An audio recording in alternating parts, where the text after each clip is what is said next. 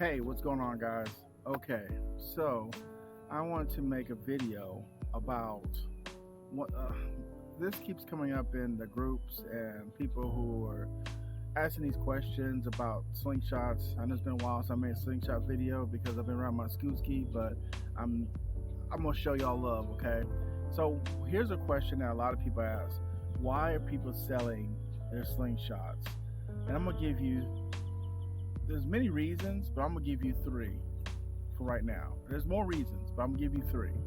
I honestly believe why people are selling their slingshots. Okay, take this off because it's annoying. Okay, so it's hot here in Houston. It's hot. It's even cloudy out here, and it's still almost 100 degrees.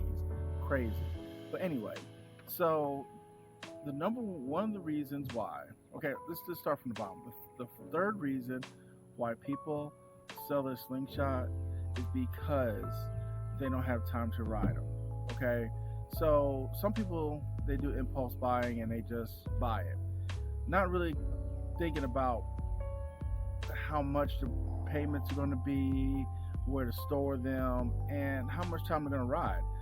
Some people they buy them and they think they're going to ride a lot, but they really don't because they either have to work or they have family or they're just too busy in their lives to be able to enjoy it.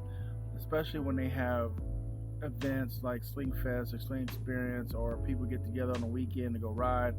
Some people have to work weekends. Some people free time is during the day, and a lot of times, especially here in Texas and other states like Georgia, Florida, people really don't want to ride their slingshots in the midday. Only time people ride their slingshots in midday is when they're not going to be stopping, when they have open road. But cities like where I live at, there's always traffic in the middle of the day sometimes. So a lot of times people, we try not to ride them during the day. We try to ride early in the morning, or we ride them at night. But some people just don't have the time. And once they buy it, they figured, it was fun, I guess, getting it and being excited about it. But once that initial, I guess, when you get married, that initial honeymoon phase, it would die out pretty quickly.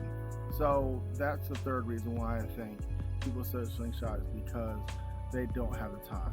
The second reason why I feel like people sell their slingshots is because they don't think about what it takes to maintenance the slingshot. Tires, insurance, oil changes. The slingshot is basically another dependent that you should be able to file on your taxes, because I'm telling you, this thing right here, it does cost me money. Gas, that's an extra vehicle that you have to take care of, that you have to make sure that it's running properly, because this is one of these vehicles you do not want to leave on the side of the road because of poor maintenance. Maintenance is the key to keep your slingshot running, and some people don't realize the cost of maintenance because they're excited about getting it, but once they get it and they see they got to pay insurance on it, especially if you have bad driver's record or something like that, and your insurance is going to be high, or you started to rent them out and people get in accidents and stuff like that, and your premiums go up because of accidents. That is the reason why some people sell their slingshots, is because of the maintenance. Which brings me to my last and the most, I think, the one thing people sell their slingshot, okay? And this is just me. I think a lot of people sell this. The number one reason I sell slingshot is because they bought into the hype. Okay, see, a lot of people get their slingshots. Again, this is my opinion, guys.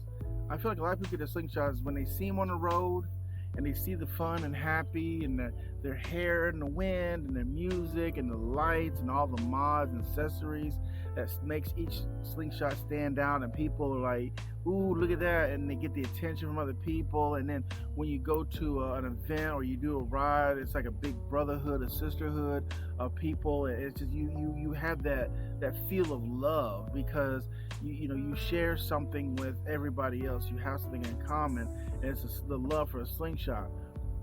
But the thing is that once they get past that phase, the thing is that some people they just get a slingshot for the wrong reasons. They get it because they want to be like everybody else, but then once they see how much it costs to have a slingshot, once they get that first slingshot note, once they get that first insurance that they got to pay, then they really start thinking about it. Because technically, the cost of a new slingshot is, you could buy a car.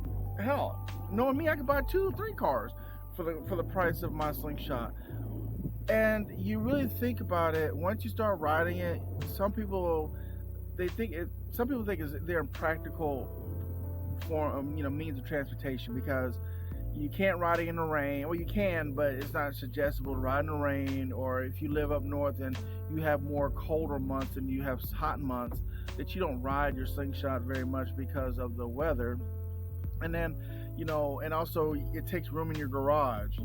Some people don't have room or real estate in their garage, and so a lot of times they'll either keep it outside or put a cover over it.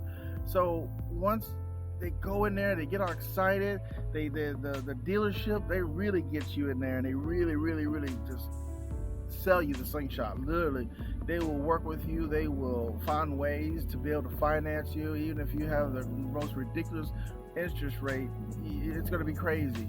And you go in there and you put a little money down, and you drive off. You're taking pictures with it, and you're telling your friends, look at my slingshot. You can bring it home. Your neighbors outside looking and pointing and saying, ooh, you're so awesome. And the kids just jump up and down and want to sit in it and take pictures. And you're riding people around. You're doing all these things. But once that wears off, because that will wear off, I promise you, it will wear off within about, I would say, 2 weeks, maybe a month. It'll wear out. Then you'll get to the meat and potatoes of really owning a slingshot. And some people cannot justify the means of making slingshot notes because they got caught up in the hype.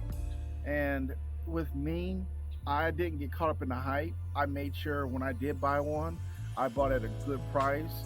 I did get caught up in the hype of renting it out in Turo, which I decided not to, and I'll make a video about that. But I didn't want to do it. So instead of just going out and selling, because yes, I technically can sell both of them. I can sell one of them and be just fine. But I want to transition my situation into YouTube, and to show people the difference between the older one and the newer one, and having the luxury of being able to tell you which one's better, which one is what you to do for each one, all these things like that. I can give you more insight than some people, because yes, they might have had one and tell you all about it, but they don't tell you about the other ones, and it's always a cross between the people who have the new ones and people who have the old ones. And it's like this battle between the two slingshots of the older motor and the newer motor. And I'll be able to tell you what things you need to do. But I just want to say that if you're really going to buy a slingshot, make sure you buy it for the right reason and don't get caught up in the hype. That's all I want to say. So guys, with that, you make your decision, but please listen to me, watch this video, and really think about before buying a slingshot, is it something you really want to invest your time and money into? And I promise you, it's going to be something. All right, guys, I'm getting out of here.